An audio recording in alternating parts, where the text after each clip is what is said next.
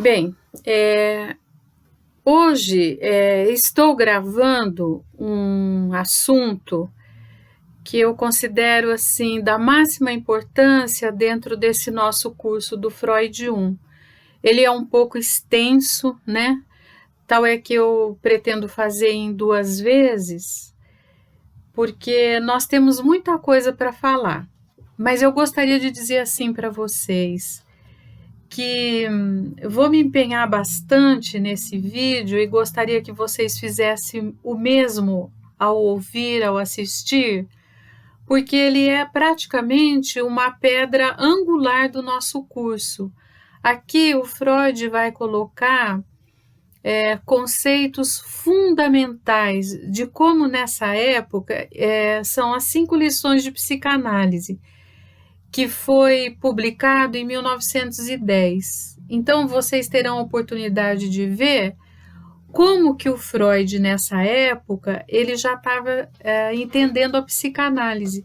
Ele já tinha publicado, em 1900, a interpretação dos sonhos. Então, ele já tinha uma série de conceitos formulados e de como funcionava a mente no entender dele. Então, eu tenho, em primeiro lugar, que contextualizar como que essas lições foram escritas. Elas são fruto de uma visita que o Freud fez justamente com o Jung, o Ferenczi, o Ernest Jones e o Brill. Eles foram convidados por Stanley Hall para ir nas comemorações do 20º aniversário de fundação da Clark University, que fica em Massachusetts.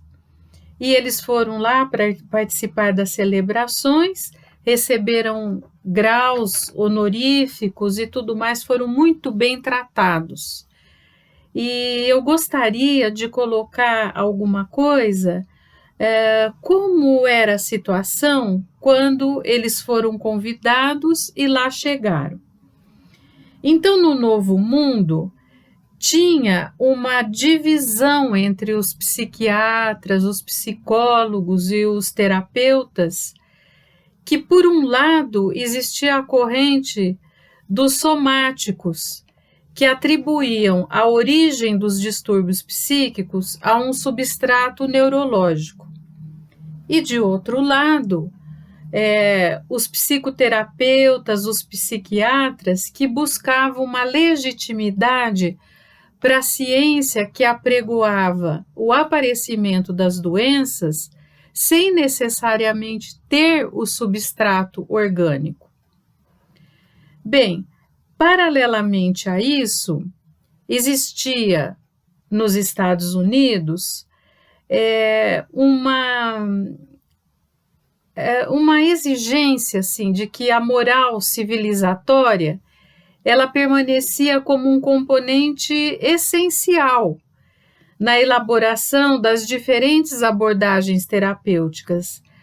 Naquele país profundamente religioso, os ideólogos da nova sociedade industrial estavam convencidos que o progresso da civilização dependia da estabilidade monogâmica e do controle do exercício da sexualidade.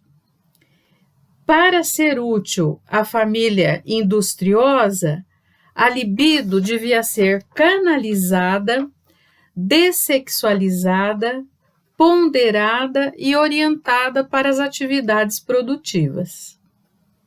Essa posição divergia da posição de Freud, que, ao contrário, ele sustentava que a repressão da sexualidade era a causa da neurose.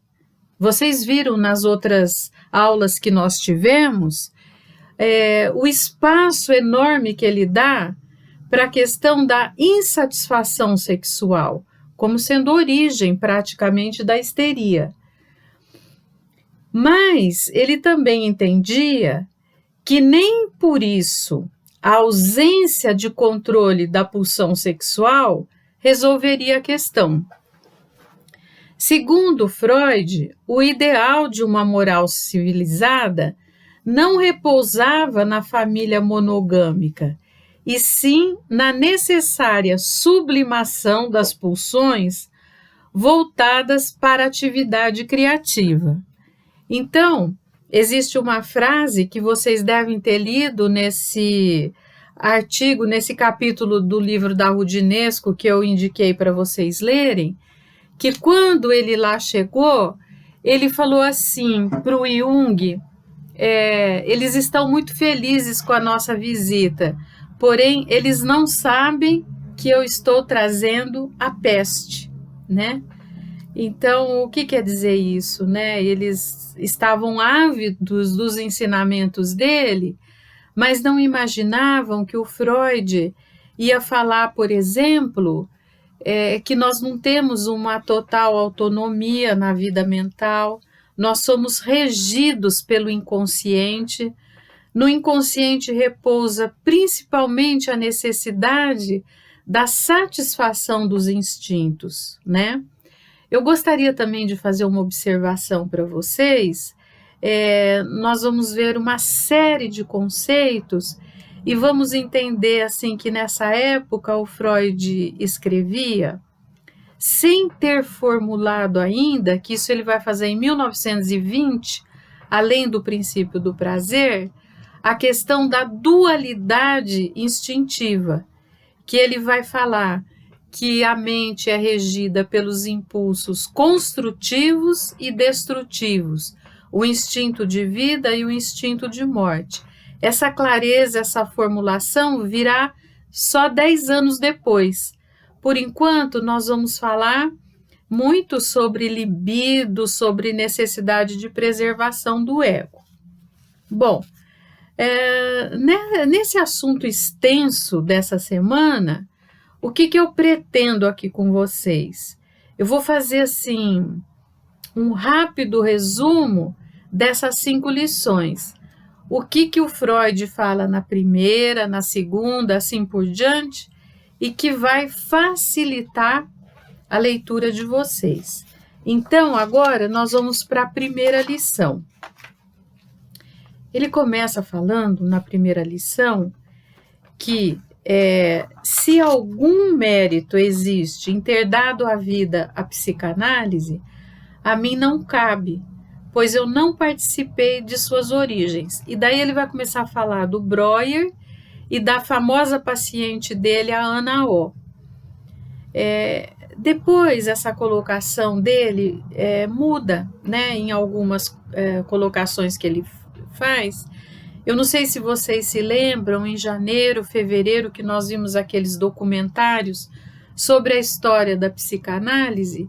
Em um deles, acho que da própria Roudinesco, tem uma breve cena de filme, o Freud falando junto com a Ana Freud, e que ele começa o filme dizendo que ele era, sim, o fundador da psicanálise, e que por esse pedacinho de sorte que ele teve de poder formular toda a questão, ele teve que pagar muito caro, porque ele foi muito, muito criticado, e principalmente pelas ideias que vão aparecer aqui nas 5 lições, que ele vai falar sobre a questão da sexualidade, ele vai falar sobre a sexualidade infantil, e tantas outras coisas que agora na sequência nós vamos conversando.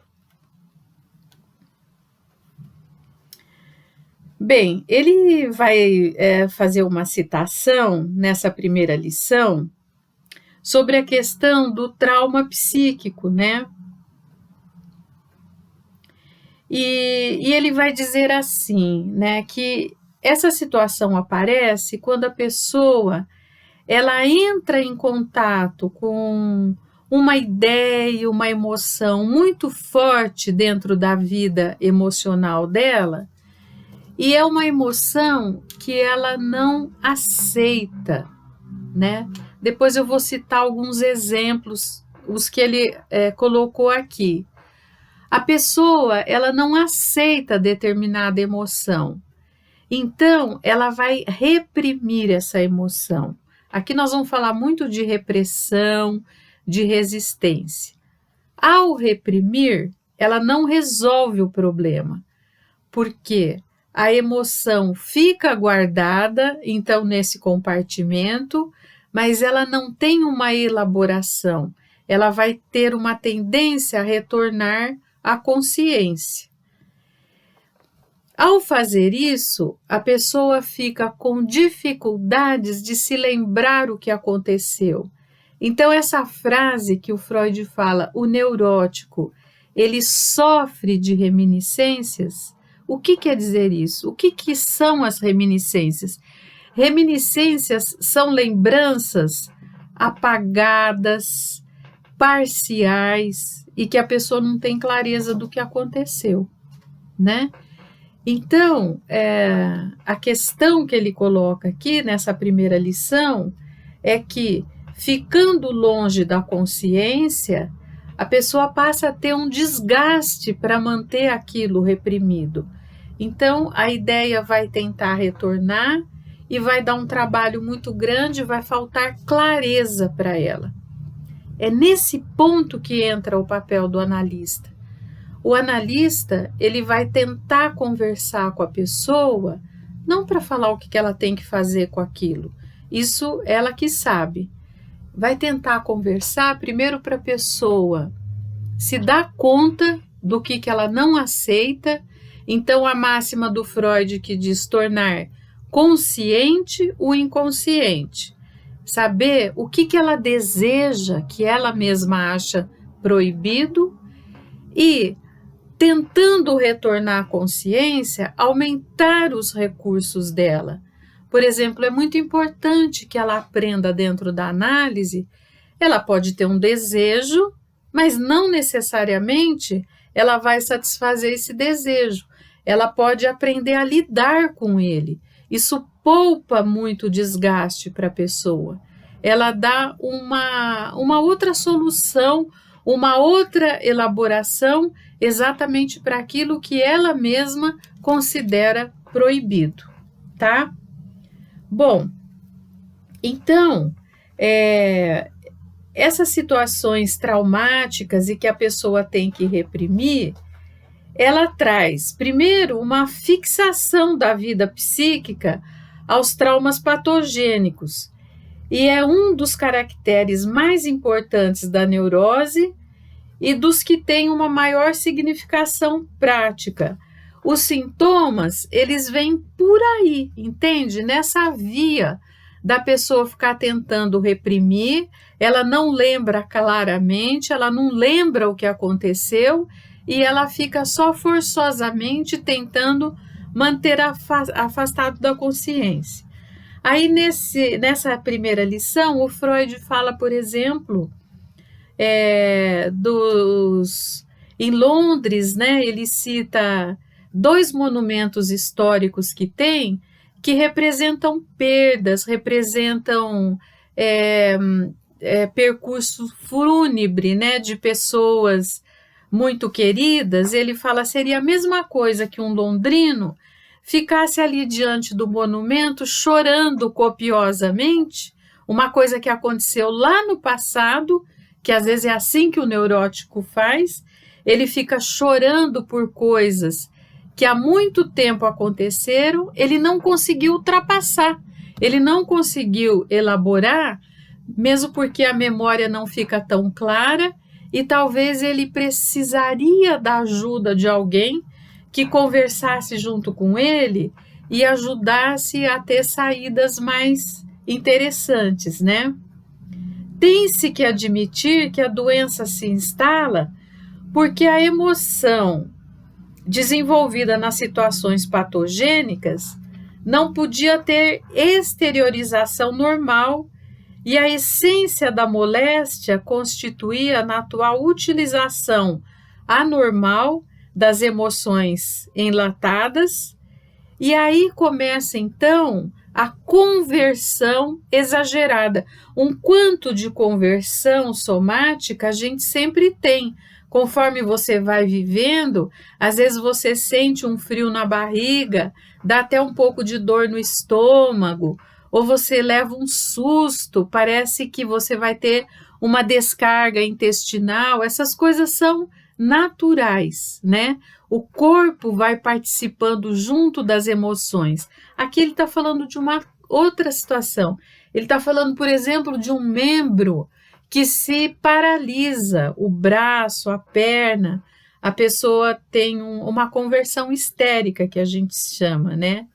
E onde existe um sintoma, existe também uma amnésia, uma lacuna da memória, cujo preenchimento suprimiria as condições que conduzem à formação do sintoma. Por que suprimiria? A pessoa não precisaria continuar fazendo força para manter aquilo longe da consciência. Então, eu acho que essas coisas que eu coloquei rapidamente dão uma ideia para vocês o que ele fala na primeira lição. Então, agora nós vamos para a segunda, tá? Na segunda lição,